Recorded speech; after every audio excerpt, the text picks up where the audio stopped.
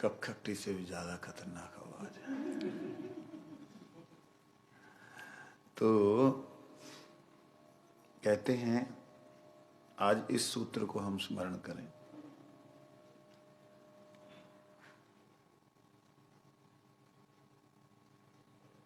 चिन्मय शब्द का मतलब होता है बिना किसी आवरण के आत्मा। चिन्मय तत्व बिना किसी आवरण के आत्मा कैसी होगी? इधर देखो, उधर देखने से नहीं चलेगा। आत्मा बिना आवरण के कैसी होगी? भूत वाली आत्मा, प्रेत वाली आत्मा बिना आवरण की नहीं होती। उसका भी सूक्ष्म शरीर होता है, मन बुद्धि अहंकार का शरीर होता है उसका। वो बिना आवरण की जो आत्मा है, बिना कवर की आत्मा, वो जैसे चिन्मय है, प्रकाशमान है, तेजवान है, स्वयं सेल्फ ल्यूमिनस, स्वयं प्रकाशमान जिस प्रकार से है, वैसे ही नाम प्रभु भी स्वयं प्रकाशमान है। ये नाम प्रभु जब हम ले रहे हैं, जब ठाकुर जी का जो हम स्वरूप दर्शन कर रहे हैं, हमको बाहर से लाइट दिखानी पड़ती भगवान के स्वरूप का दर्शन करने के लिए। भगवान का स्वरूप चिन्मय है, हमें दिखाई नहीं देता है। ना भवित ग्राह्यम इंद्रिय, इन चमड़ी की आंखों से, इन कानों से जो हम हरि कथा श्रवण कर रहे हैं वो सुनाई नहीं देती। क्यों? जैसे ही हरि कथा हृदय के भीतर कर्ण के द्वारा जाएगी, क्या उत्पात करेगी? उत्पात शब्द प्रयोग कर रहा हूं। क्या उत्पात करेगी? शरीर के अंदर ऐसे विकार उत्पन्न होंगे कि उसका वर्णन नहीं किया जा सकता। उन्माद अवस्था, हाँ, उन्माद अवस्था, ऐसी अवस्था जैसे मानो किसी ने पागल हो गया हो, जहां कोई खूब पी ली हो, ऐसी। तो ये कैसे होगा संभव? हमारे साथ कैसे संभव हो? अतः श्री कृष्ण नामादि ना भवेत ग्राह्यम इंद्रिय। ये इंद्रियों की ग्राह्य वस्तु है ही नहीं।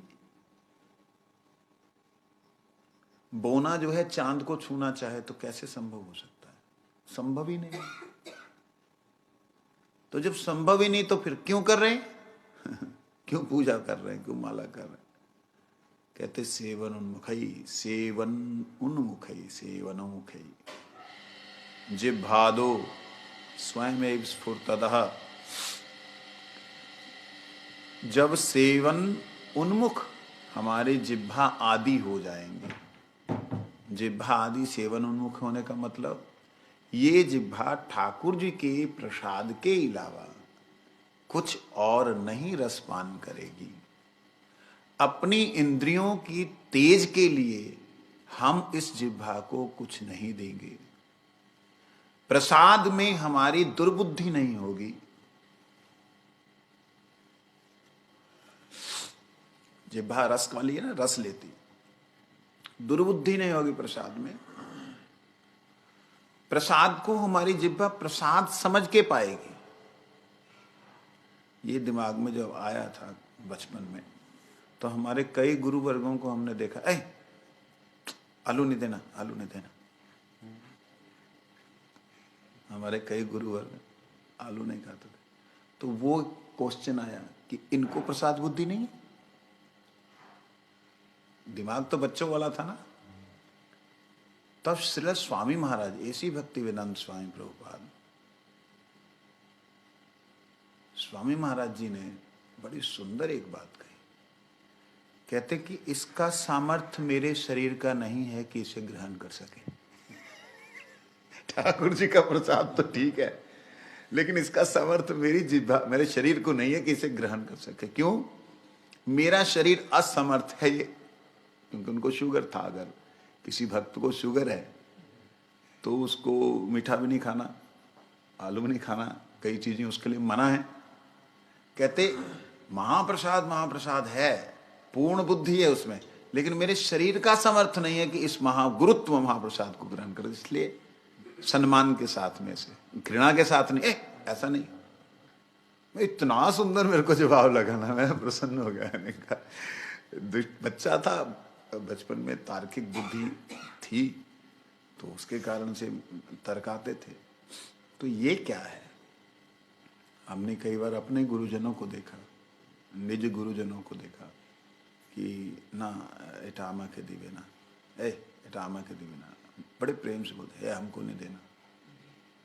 और अगर गिर गया उनके थाली में तो उसको पाते थे वो, क्योंकि प्रसाद है। हमारे मदन लाल गुप्ता जी, उनको शुगर था, तो गुरुजी को मालूम था कि शुगर है, तो गुरुजी प्रसाद दे रहे थे, पता नहीं क्या प्रसाद था, मेरे को ध्यान नहीं है, शायद मिठाई थी कोई, पता नहीं, दे रहे थे। आपको तो ये नहीं देना होगा, दूसरा कुछ देना होगा। गुरुजी देने के समय बोलते आपको तो चलेगा नहीं, ये तो देना नहीं, नहीं नहीं महाराज जी आपके हाथ से सब प्रसाद है। और गुरुजी फिर दे भी देते थे। मतलब इतनी निष्ठा है इसके ऊपर कोई असर नहीं होगा इसका। वो एक शक्ति है गुरु की, कि जो प्रसाद को प्रसाद बुद्धि से ले रहा है। अपने प्रसंग को बीच में लेना नहीं चाहता, लेकिन फिर भी एक बात बोल रहा हूं जो कि युक्त नहीं लगती है बोलनी। अपना संबंध गुरुजी के संबंध के साथ में जो है उनको ना खोलना ही उचित होता है। मेरा व्रत था 1 साल 4 महीने का, नमक नहीं खाना, मीठा नहीं खाना, नमक से बनी कोई भी वस्तु नहीं लेनी, मीठे से बनी कोई भी वस्तु नहीं लेनी। शरीर जिह्वा, मैंने सुना था if you can control your tongue you can control your whole body. अगर जिह्वा को हमने कंट्रोल कर लिया तो शरीर पूरे का पूरा काबू में आ जाएगा। बच्चा था, शरीर के अंदर उत्पात और ये सब जो जैसे आम आदमी में होते हैं, हमारे में भी थे। तो वो जिह्वा को कंट्रोल करने के लिए मैंने ये उपाय सोचा। मेरा ख्याल 88 की बात है, शायद 88-89 की बात है। 86 में आया था। तो एक गुरुजी को मालूम है ये नहीं खाता है। 1-2 दिन की बात हो, पूरा चल रहा है। गुरुजी अमरेंद्र प्रभु को बोलते हैं, ऐ जो है उसको दे दो। अमरेंद्र या सचिनंदन जो भी हो, किसको भी मालूम है, ये जो है भगवान दास को दे दो। खाते खाते अपनी कटोरी में से भिंडी की सब्जी जो थी, भिंडी मुझे पसंद है, बचपन से कच्ची खाता था, लेकिन अब मैंने छोड़ दी। लोगों ने भिंडी का ढेर लगा दिया, मौसम्मी का ढेर लगा दिया, हमारे को पसंद, मौसम्मी भी छोड़ दी, संतरा भी छोड़ दिया, ये भी छोड़ दिया, पॉपकॉर्न भी छोड़ दिया। मेरे पीछे ना पड़ो, चलना है बस, जैसा मैं चला रहा हूँ वैसा चलो। हुआ ये, गुरु महाराज जी को आधी भिंडी खाई, मतलब कटोरा भर के देते थे, आपको मालूम है, तो आधी भिंडी खाई, उसमें से आधी छोड़ दी, ये भगवान दास को दे दो। महाराज जो खावे ना, तो व्रत किया हुआ उसने खाएगा नहीं। अच्छा दो, देखो दो और देखो। तो वो बाहर आए, मेरे को जहाँ तक याद है शायद अमरेंद्र प्रभु तब सेवा में आ गए थे, 90 की बात होगी। तो जैसे बाहर है ना, 90 में आ गए थे, तो बाहर आए, ए भगवान दास। मैं कहा हाँ ब्रो। ऐ भिंडी खाएगा? मैं कहा नहीं। कहते गुरु महाराज दिया। मैं कहा हाँ दो दो दो दो। कहते कपटी, गाली दी ब्रह्मचारी जैसे आपस में, सारा कपटी, अभी तू बोलता नमक नहीं खाता है, नहीं खाता, अभी कैसे खा रहा है? मैं कहा जिसके लिए व्रत किया वो वस्तु मिल रही है, वो सिद्धि प्राप्त हो रही है, मेरा व्रत ही है कि गुरु कृपा, वो मिल रही, मैं अब कैसे छोड़ दूं उसको? तो जिह्वा सबसे पहले देखिए, यहां पे बाकी इंद्रियों का नाम नहीं लिया, जिह्वा अधो, जिह्वा इत्यादि। मूल रूप से जिह्वा को किस प्रकार से लगाना है, एक तो हो गया रस और दूसरा हो गया वाणी, 2 काम करती जिह्वा। तो अगर रस के हिसाब से देखें और वाणी के हिसाब से देखें, हम अपनी जी जान से कोशिश करें, जी बुद्धि जान आत्मा से प्रयास करें कि किसी भी दृष्टि से हम किसी की निंदा नहीं करेंगे। अगर कोई शिक्षणीय विषय है तो नाम नहीं लेंगे। ये गुरु महाराज जी ने मेरे को बोला था 2003 की बात है। लुधियाना में गुरु जी आए थे, वो कुछ इलाज करने के लिए। उस वक्त हमने कुछ गुरु जी को दिखाना चाहा, कोई एविडेंस। गुरु जी गुस्सा हो गए, बहुत गुस्सा हो गए। तुम लेटर लिखो, लेटर लिख के गवर्निंग बॉडी को दो। तो मैंने कहा ठीक है, जैसी आपकी। मैंने उसी वक्त जो एविडेंस था खत्म कर दिया उसको। मैंने कहा छोड़ो, क्या गुरुजी की इच्छा नहीं तो लिख के दो, लेटर लिख के दो। ठीक है। फिर मेरे को बड़ी सुंदर एक बात कही, जीवन में वो जीवन भर के लिए शिक्षा बन गई। नाम नहीं लिखना, उंगली कर नाम नहीं लिखना। मेरा दिमाग काम किया, मैं नाम नहीं लिखना क्यों भाई? बिना नाम लिखे तो पता ही नहीं लगेगा किसके बारे में लिख रहा। नाम नहीं लिखना। चलो हो गया, मैंने कोई लेटर नहीं लिखा, कोई कुछ नहीं लिखा। मैं क्या लिखना, गुरुजी की इच्छा नहीं तो हम क्या करें, काहे को जबरदस्ती करें। कोई लेटर वेटर कुछ नहीं। गुरुजी को अच्छा लगा ये कि मेरे एक इशारे से ये बच्चे लोग जो है, हाँ, हमने फिर छोड़ दिया। गुरुजी ने इस बात को फिर एक बहुत साल पहले भी बोला था। ये तो 2003 की बात है, बहुत साल पहले भी बोला था।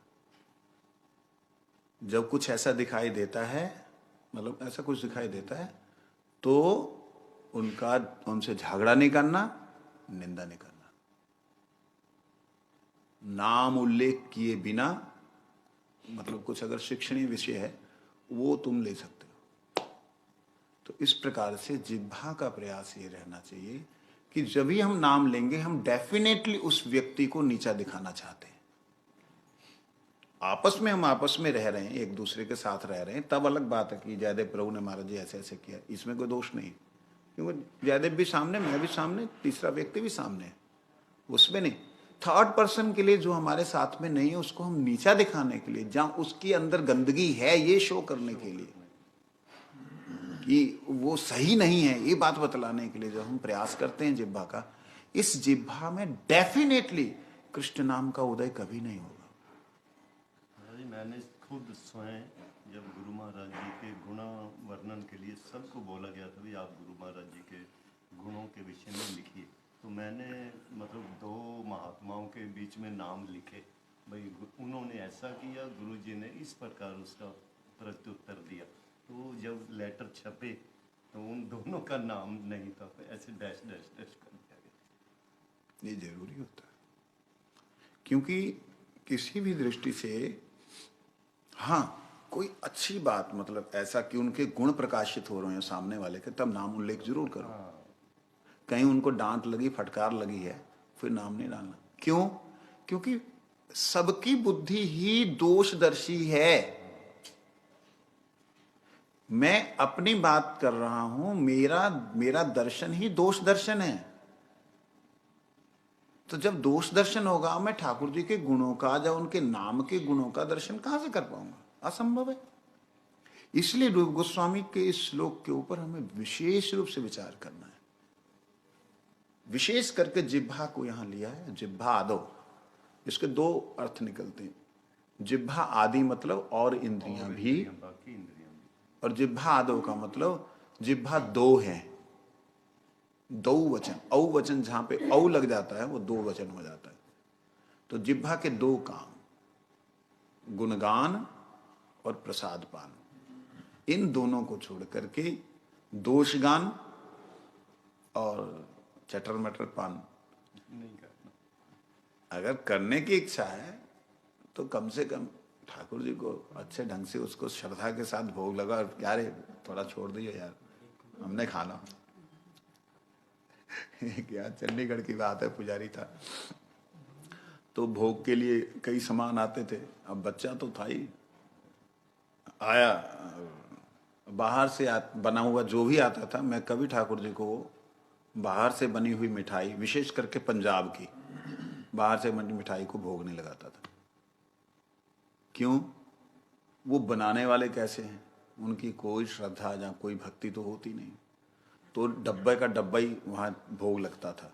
तो डब्बे का डब्बा आया, मैं ठाकुर जी को बोलता था तुलसी देके, ठाकुर जी मैं नहीं जानता जो भक्त लेके आया है उसके हृदय की भावना कैसी, और आपके लिए कोई अपवित्र और पवित्र नहीं है, अपवित्र पवित्र है नहीं। आपको अच्छा लगे तो इसको भोग लगाइए, नहीं लगे थूक दीजिए, बस, और क्या।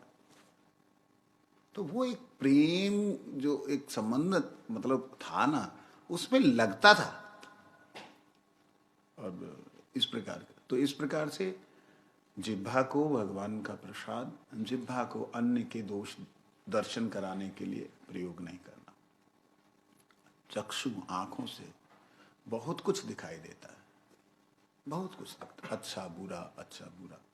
दिमाग में अच्छे को रखना, बुरे को इग्नोर करना। क्यों बुरे को कैसे इग्नोर करें? हर व्यक्ति के अंदर अच्छा बुरा है। सवेरे सवेरे हर व्यक्ति शूद्र है, मलमूत्र त्याग करने गया शूद्र है। स्नान इत्यादि करके जो ध्यान कर रहा है ब्राह्मण है। हर व्यक्ति जब खाने पीने का व्यवस्था कर रहा है तो वैश्य है, तो अपने शरीर और दूसरे के शरीर के रक्षण का कार्य कर रहा है तो क्षत्रिय है। तो प्रत्येक व्यक्ति ब्राह्मण, क्षत्रिय, वैश्य, शूद्र इत्यादि अवस्थाओं से गुजरता हुआ जाता है हर रोज। और भगवान के भजन के समय अगर सो रहा है कोई संध्या के समय तो मलिच्छ है, और उस समय अगर कोई भोजन कर रहा है तो असुर है, राक्षस है। भजन का समय भोजन क्यों करेगा? ये बहुत सी बातें हैं। इसलिए आंखों को भगवान के रूप दर्शन में लगाना है, गुण दर्शन में लगाना है। लोगों से अगर मिलना है तो उसमें दोष दर्शन में नहीं। उसके बाद नासिका है, जैसे ठाकुर जी के चरणों से अगरबत्ती का जो गंध आती है, जो धूप की गंध है वनस्पतियों की, उसको शांति से लेना। जो ठाकुर जी की दीप आते हैं उन दीपों को ऐसे लेके घ्राण लेनी। दीप का घ्राण होता है, लोग ऐसे करते हैं, ऐसे करते हैं, दीप की घ्राण होती, लेके घ्राण लेना, सिर पे लेना। ऐसे ही नासिका के द्वारा जो सेवा हो सकती है, जहां जो वस्तु ग्रहण कर रहे हैं, जो सांस ग्रहण कर रहे हैं, गोविंद की कृपा है। नहीं तो एक सांस ना आए तो उसके बाद फिर देखो क्या लीला होती है, अटक जाए तो कहते हैं नासिका से, ये कर्णों से तो हमने सुन ही लिया। कोई निंदा करने शुरू करे, निंदा मतलब नाम लेकर के किसी व्यक्ति को नीचा दिखाने की बात करे, कोशिश करो मेरे साथ मैंने जैसा किया वैसा बता रहा हूं। कई बार हमारे गुरुजन होते थे, मतलब गुरु भाई, गुरु जी के गुरु भाई लोग वो होते थे, वो सुनाने लगते थे, ऐ सुन।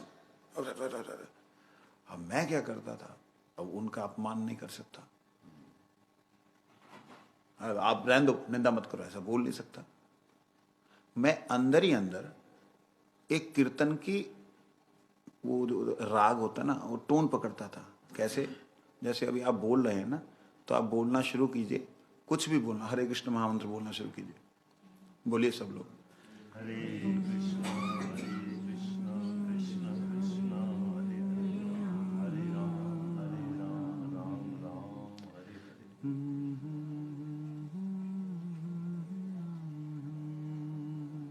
वही वैष्णव ठाकुर दयार सागर एदा से करुणा करी को मैंने बड़े प्यार से सुर में अपने दिमाग में चालू कर दिया, तो वो दिमाग में घुसता ही नहीं था। मेरा अपना अभ्यास, जो कि भजन, एक तरह से भजन रस है, इस प्रकार से मैं इग्नोर करने का तरीका, सुना ही नहीं, कान में ही नहीं गया, क्योंकि कानों ने तो अंदर जो चल रहा है उसको देखना है। मन जिधर रहेगा उधर ही आपके कान होंगे। श्रवण करना है।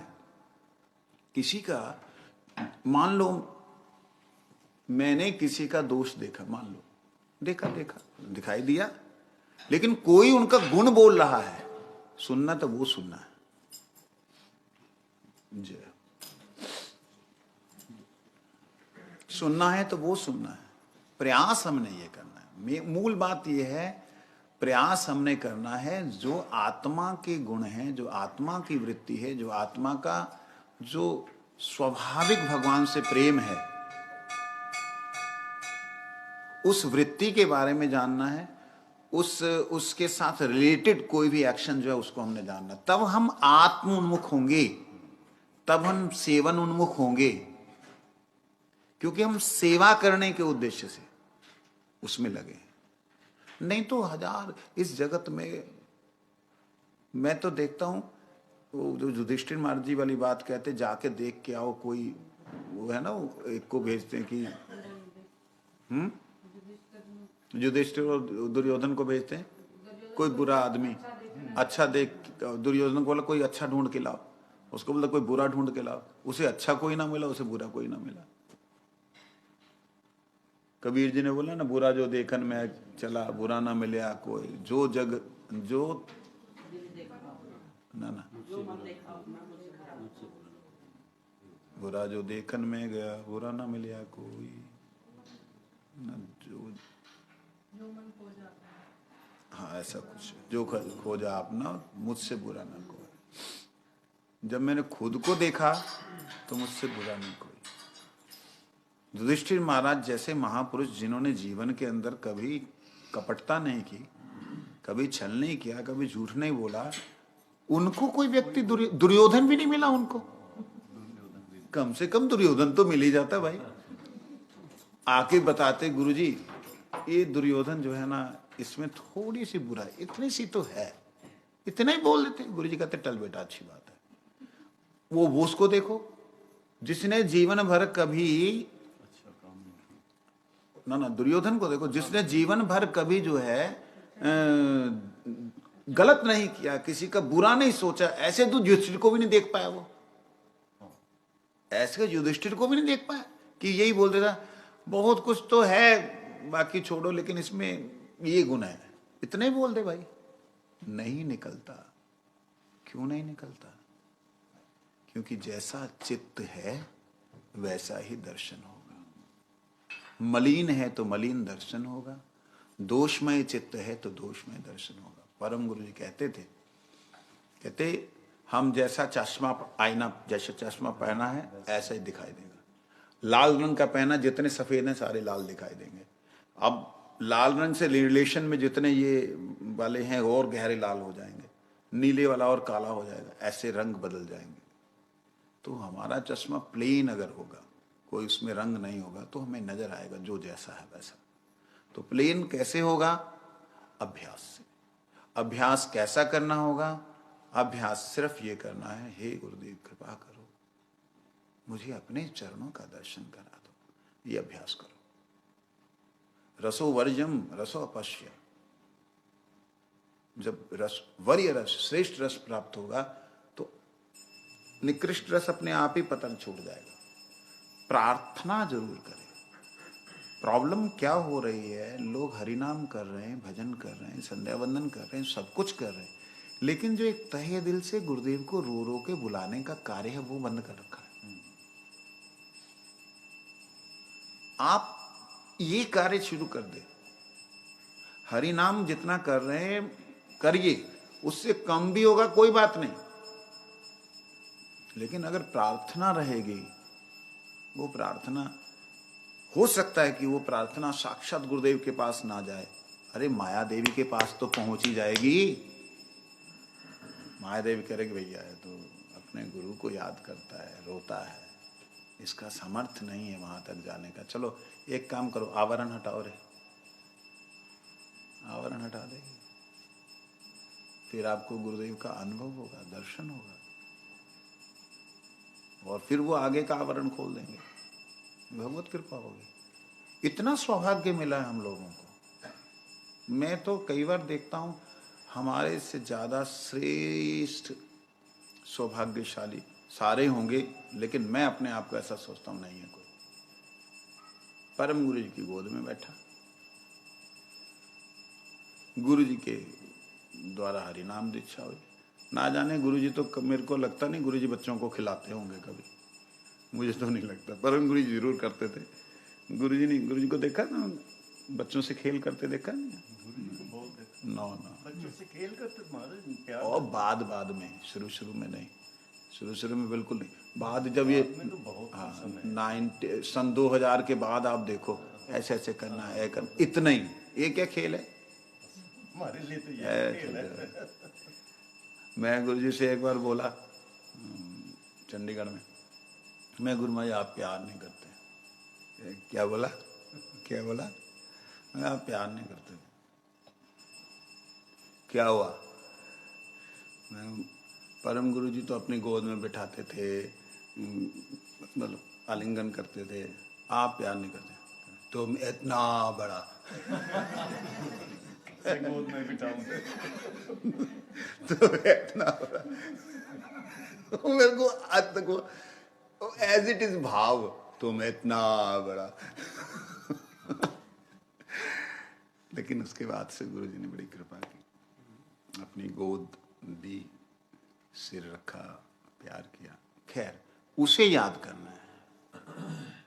प्रभु जी के ऊपर भी बड़ी परम गुरु जी की कृपा हुई, बहुत सी सेवाएं की इन्होंने परम गुरु जी की। इनके माता पिता परम गुरु जी के बड़े पुराने शिष्य। उनका दीक्षा कब हुआ था मालूम? पिताजी का माता जी। हाँ, तो खैर हम हैं? तो कहने का मतलब हम अपने सौभाग्य को याद करें प्रभु।